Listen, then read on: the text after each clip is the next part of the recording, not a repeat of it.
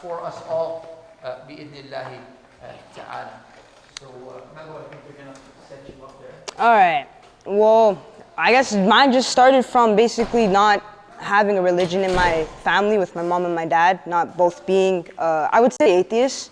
They both didn't believe in God or religion or something like that. But I noticed all my friends at school were like Muslim, Christian, Buddhist. I was like, what are these things? What is religion? Why is religion a thing? Why do humans follow like a religion, And then I went to a church because my dad told me that my family was Christian and that we were full Christians, we believe in Jesus Christ. And I always heard Jesus as like a phrase, as like they're jokingly saying his like Jesus. Like I thought Jesus was a God or like like they always said he was a God and he's meant to be respected, or you're not supposed to joke with Jesus. But I always thought that since my dad said all this, I go to school and I hear all these people speak about Jesus Christ and that you're supposed to follow Jesus Christ and his word and all of this. Which in Islam, what I found out is you're supposed to actually follow the message of Isa. But I guess why I did become a Muslim was because simply I just went to a Christian church and they were just explaining to me why he is God but not really God, and it just didn't really get into my head with that whole process of Jesus Christ being God and that.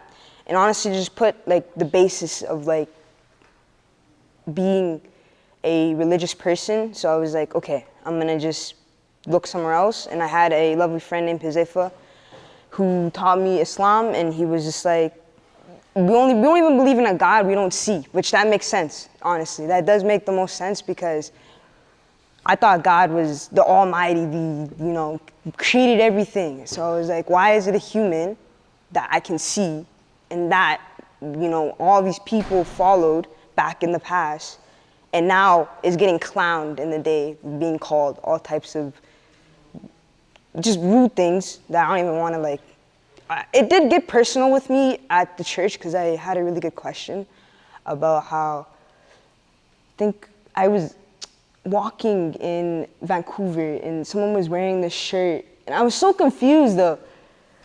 It was something about how it's like I'm gay because of like Jesus or something, and I had to ask them if that's how it works, homophobia and Christianity, and I was just, they couldn't really explain it, so I was just like, okay, I'm good. And then I just took it to the masjid.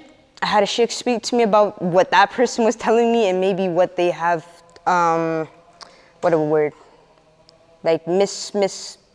communicated with me on that, half of Jesus, and just told me who Isa and Jesus actually is, and made me, I guess, see my God, who is Jesus, in a better way, but which isn't God. Just let you know, Allah subhanahu wa ta'ala is my God. Understand that he is a human just like me, and that he lived a life that was just a very miraculous and miracle life. And just Islam helped me understand other religions and to accept Islam in like a better way, in the more in like embracing it and just placing it in my life. And I reverted when I was 13, so I didn't know anything about religions or gods. So I was really young, so I really don't know anything. I guess you could say I'm like I don't even know what I was gonna say there, but I just don't know anything. So I just took in Islam because it just made sense. Really, that's it. You can't see God, but it's the most powerful thing in the world, so. Yeah.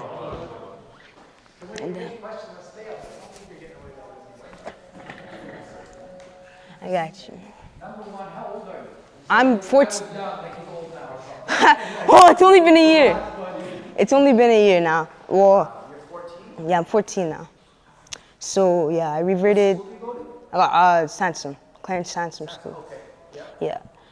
Yeah, I guess, just seeing a bunch of Muslim friends, honestly, and just seeing how, like you said, the lifestyle, like it can just change a non-Muslim's perspective. How is your family reacting to this? My parents, took it in as like, you're crazy, but you can do it. My mom's very supportive. She, what is she? She buys me halal meats. I think honestly my whole family wants to know more about it, but the whole like movies of like how Muslims are, they see it like that. Terrorists, this, that, they're gonna bomb you, all those types of weird phrases I've definitely heard out of my mom's mouth. But again, she comes with questions and she asks like, is there more? She just wants to know the woman's side of it, because she thinks the woman's side of the Islam is oppressive. There you go, oppressive. So yeah, that's really it. My dad, on the other hand, I wouldn't really say he's that into it. He's pretty ignorant on that behalf, but in general, my parents are pretty supportive. Buy me halal meats. They let me come here tonight. They let me stay. I stayed overnight for the Laylat al-Qadr. I was so happy she let me, because last year she didn't, but this year she did, so I was like, that's cool. You're 14 now. Yeah, I'm 14 now. Where do you get so much strength from? Strength? Yeah, staying on the straight path. Straight. Well, like again, I guess like just me, being young and then just not having a religion in the first place. Like I just didn't know what a religion. I was always fascinated with the word God, and I always heard people say Jesus. So I just had to connect the two, or I had to figure out or just get it into my head of like how I see those two words. And I guess that I just bring that back to like I did all of this. I took my shahada, and I just tell myself about my story and about how I did all of that process to go. Honestly, I would just say getting knowledge. Just getting knowledge keeps my strength and my imam to like a high level. And practicing Islam, I wouldn't necessarily say I'm like the best at it, but I try as much as I can. What are you doing to teach your family and your friends, or teach them Islam? Steps are you doing? Well, usually when I come back from the masjid, they always ask what I do. So I just tell them. Shares and all. Of course. And then like, even if I like just came with like a video, I think my mom is more into the how Mecca looks, like the city of Mecca and like the holiest cities. She likes to see. So when it comes down to my parents, and they want me to connect it with how it is in the world right now and with Islam. So that's how my mom and my parents would like to see like Islam and learn about it. But inshallah, I hope they can get enough knowledge and convert someday.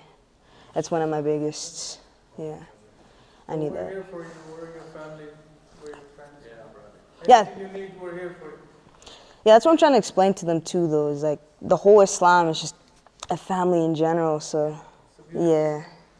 Not really doing much to me and stuff, but Islam. You're an inspiration to many. I don't think you know it now, but I'm going to need you to help me. I got a whole bunch of people, a whole bunch of youth your age who would love to hear your story. So I'm going to have to get you to one of my classes. That's number one.